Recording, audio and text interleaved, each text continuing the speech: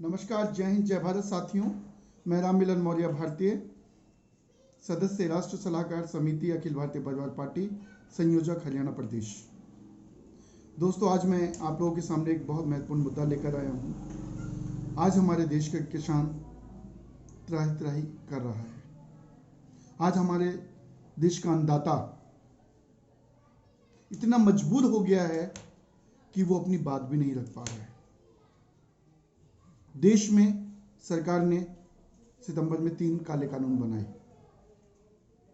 सरकार तो ये कहती है कि वो किसानों के हित के लिए है, किसानों के पक्ष का कानून है, लेकिन वास्तव में ऐसा नहीं है।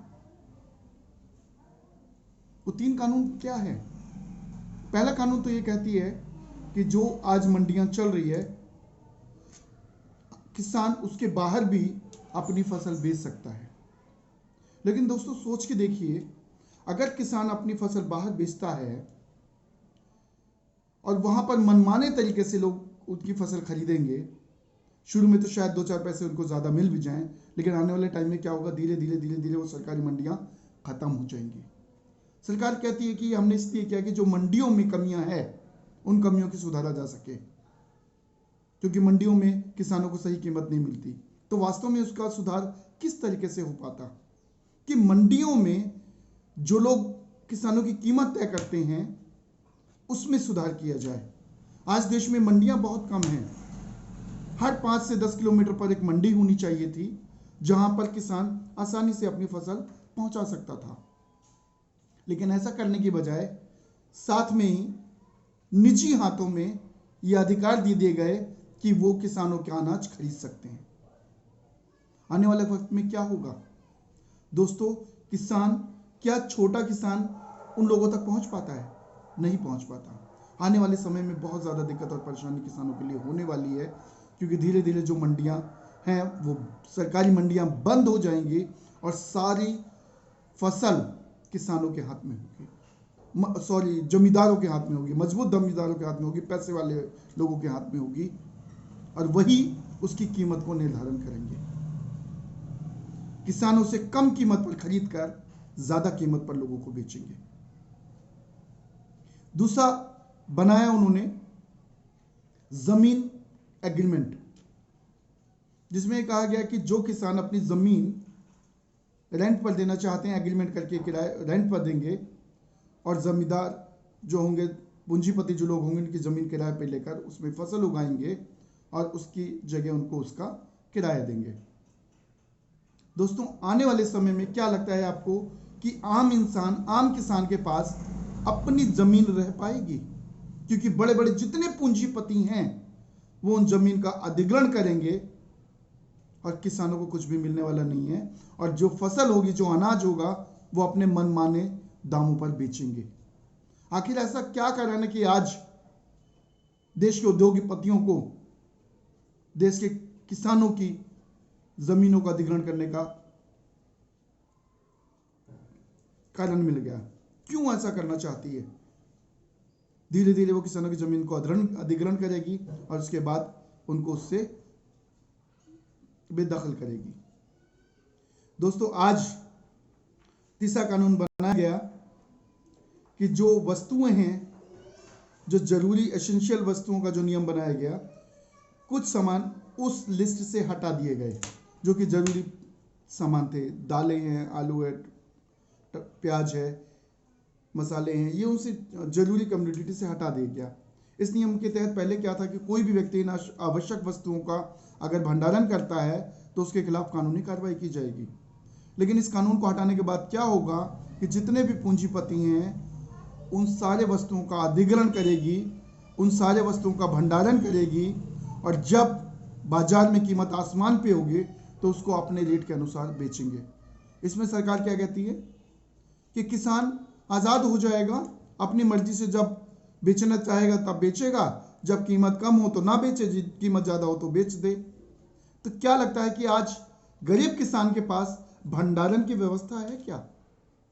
क्या आज देश के जितने भंडार गृह हैं उतने पर्याप्त हैं जिसमें मध्यम और गरीब किसान अपना फसल को वहां पे भंडारण कर पाता था? नहीं। सिर्फ बड़े जमींदार और बड़े पूंजीपति लोग ही उसमें भंडारण कर पाते थे। उन्हीं का जो अनाज था वही भंडारित हो पाता था। गरीब किसान कितने भंडार गृह बनाएगा, कितना अनाज को वो भंडार करेगा कि जब रेट बढ़ेंगे तब हम इनको उचित मूल्यों पे बेचेंगे। किसानों की मजबूरी क्या होती है, 3 महीने में धान हुआ, उसके बाद वो धान को कटाता है, उसके बाद उसको बेचने की तैयारी करता है कि ये धान बिके तब हम अगली फसल गेहूं की करें।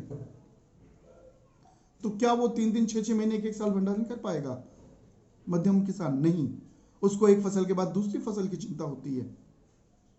दोस्तों, सिवाय पूंजीपति इसमें अपना बिजनेस करने के, व्यापार करने के अलावा कुछ नहीं करेंगे। आज जो अनाज आम इंसानों को मिल रहा है मूल्य पर, कम मूल्य पर, वो आने वाले टाइम में बहुत ज्यादा कीमत उसकी चुकानी पड़ेगी। दोस्तों, आज एक अन्नदाता को जिसकी जमीन होती है वो पूरी जिंदगी सिर्फ गुजारा करता है, पूरी जिंदगी बहुत मुश्किल से एक फसल के बाद दूसरी उगाता है, दूसरी फसल के बाद तीसरी उगाता है, और बहुत सारी परेशानियों के बावजूद भी, संकट के बावजूद भी, कभी बारिश पड़ती है, कभी ज़्यादा हो गया, कभी सूखा पड़ गया, फसल भी नहीं हो पाती है, जिसकी वजह से उसको बहुत सारी परेशानियों का सामना करना पड़ता है। और आज भी किसान गरीब का गरीब है, वहीं का वहीं है। और जबकि किसान का जो गेहूं अनाज है, धान 14-15 रुपए किलो किलो बेचते हैं, गेहूं 10-12 रुपए किलो बेचते हैं, उसके बावजूद भी वो वहीं के वहीं हैं। और जो कोटेदार, जो डिपो होल्डर्स हैं, वो गेहूं और चावल को 2-2, 3-3 रुपए पर बेचकर भी स्कॉर्पियो और बड़ी बड़ी गाड़ियों में घूमते हैं। कहां से इतना पैसा आता है? और एक गरीब किसान वहीं का वहीं मर रहा है। क्यों सरकार किसानों के बारे में नहीं सोच रही है? क्यों सिर्फ पूंजीपतियों के बारे में किसान सोच रही है, सरकार सोच रही है? क्योंकि जो ये सरकार है, ये गरीबों के बारे में और किसानों के बारे में सोच ही नहीं सकती। इनका मकसद सिर्फ पूंजीपतियों को फायदा पहुंचाना है, सिर्फ पूंजीपतियों को फायदा पहुंचाना चाहती है। आज इन 3 कानूनों के विरुद्ध में ना कोई विपक्ष दिख रहा है, ना कोई और पार्टी आ रही है। सिर्फ अखिल भारतीय परिवार पार्टी आज किसानों के साथ खड़ी है, उनके हक की लड़ाई लड़ने के लिए तैयार है। आज देश में लोकतंत्र नहीं है, राजशाही हो गई है। आज देश का किसान क्या अपनी बात रखने के लिए भी दिल्ली में नहीं आ सकता? जो कानून बनाए गए हैं क्या उसका विरोध भी नहीं कर सकता? उनको यहां आने से रोका जा रहा है। क्यों उनको दिल्ली में एक जगह नहीं दी जा सकती कि आप यहां पे आइए और अपनी बात रखिए? बस वही अंग्रेजों की तरह काले कानून बनाए जाइए और सख्ती से उनका पालन कीजिए। कोई अपनी बात रखता है तो उनको उनकी बात रखने से रोकिए।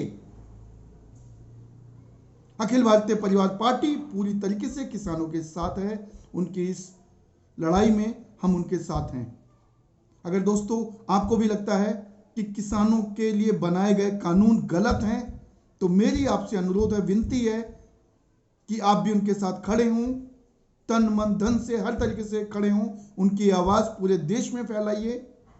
और अगर आपको ये बात सही लगती है तो प्लीज़ इस वीडियो को ज़्यादा से ज़्यादा लोगों तक फैलाएं और किसानों की आवाज़ को ज़्यादा से ज़्यादा लोगों तक फैलाएं। जय हिंद, जय भारत साथियों।